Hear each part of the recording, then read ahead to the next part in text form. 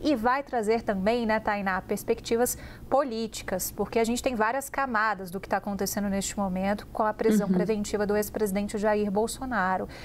E os aliados aguardavam muito orientações, seja para seus próprios projetos nos estados, que cargos vão disputar no ano que vem, seja para um grande projeto presidencial. Quem é que deve assumir essa retaguarda de fazer essa orientação e guiar o bolsonarismo para 2026? Isabel, é claro que o bolsonarismo já vinha discutindo internamente quem será o sucessor de Jair Bolsonaro, muito embora isso não seja aberto em entrevistas ou conversado no on, como a gente fala no jargão jornalístico, admitido mesmo pelos aliados mais próximos, mas até mesmo o chamado núcleo de confiança de Jair Bolsonaro já discute essa sucessão, ponto. Agora, nesse momento, conversando com o entorno, os nomes mais próximos de Jair Bolsonaro, o que eu percebo é que há uma organização para que haja toda e qualquer cautela. A palavra que está sendo usada é responsabilidade, para além disso, disciplina entre os aliados de Bolsonaro, para que haja uma coordenação, para que qualquer manifestação passe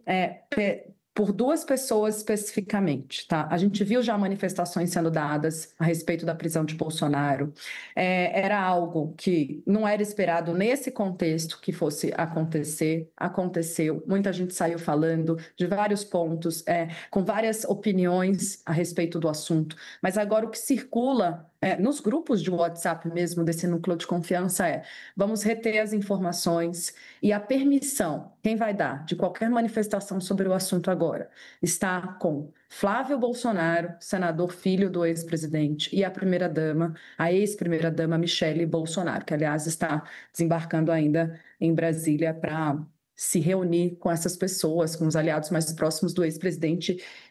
e tentar dar um norte para a estratégia política, porque na visão deles, a informação que eu recebo, na visão deles, qualquer estratégia política tem influência sobre o jurídico, sobre o que pode acontecer com o ex-presidente Jair Bolsonaro. Não à toa, Isabel, a gente conseguiu em primeira mão uma conversa de WhatsApp em que o líder da oposição, o deputado Luciano Zucco, que é um dos nomes mais próximos do ex-presidente, defensor ferrenho Jair Bolsonaro, faz essa orientação num extenso texto. E aí ele fala, a partir de agora, qualquer fala pública, qualquer entrevista, declaração mais sensível, para a gente entender que eles estão levando a partir de aqui como houve o impacto da manifestação de Flávio, qualquer outra manifestação nesse sentido pode, na avaliação dos bolsonaristas, ter impacto também sobre a vida de Jair Bolsonaro nesse momento. Então, para eles, tudo precisa ter a ciência e a anuência de Flávio e de Michele Bolsonaro. E aí, o Zucco lista uma série de orientações, um regramento mesmo aos bolsonaristas, diz que vai haver, que nenhuma movimentação individual a partir de agora está permitida,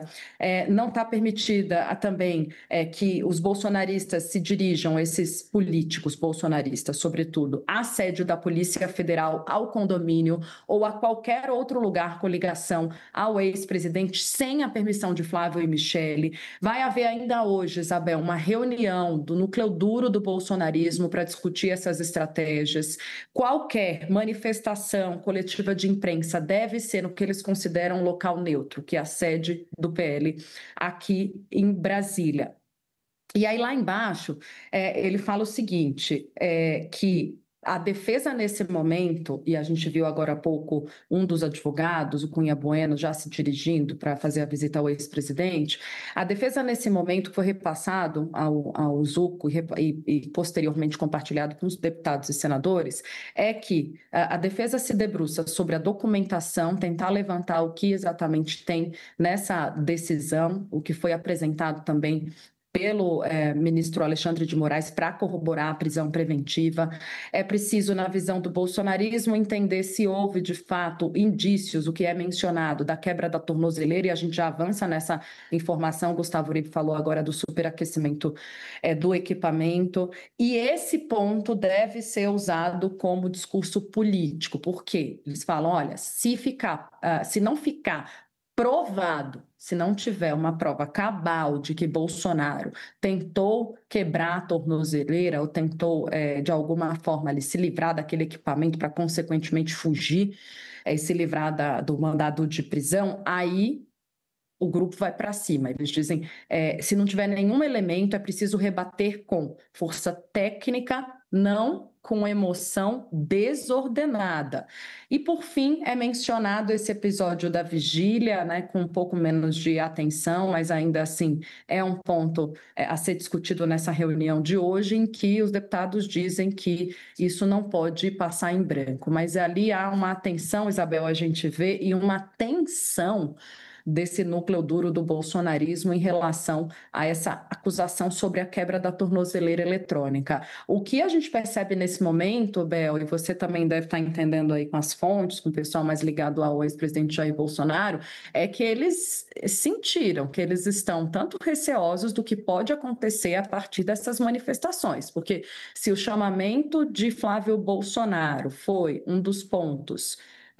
que corroborou o pedido da prisão preventiva, qualquer outra manifestação mais assodada ou descoordenada, como eles dizem, pode complicar ainda mais a situação do ex-presidente. Então, na visão do bolsonarismo, a atenção toda, é claro que o jogo ele é mais abrangente, né? A gente estava discutindo aqui o xadrez político, mas nesse momento eles estão centrando os esforços sobre a reação imediata, o que fazer diante da prisão decretada de Jair Bolsonaro e o que não fazer sob o risco de complicar ainda mais a vida do ex-presidente. É a estratégia política totalmente conectada ao andamento jurídico dessa questão, Isabel.